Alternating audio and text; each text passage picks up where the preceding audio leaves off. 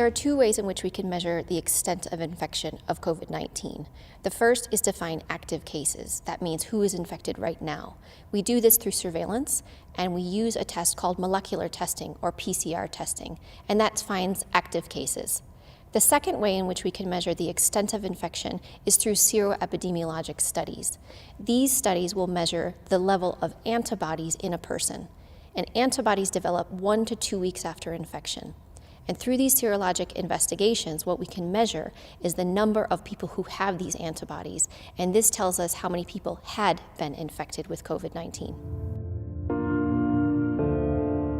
Some countries are considering the use of an immunity passport or certificate to indicate that someone who had been infected with COVID-19 is now immune to the virus.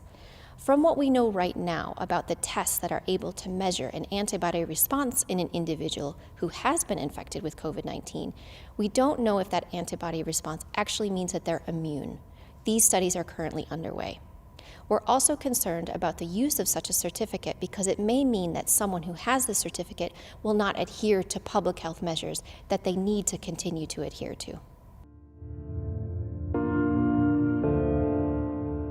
We expect that people who are infected with COVID-19 develop a response which will provide some level of protection.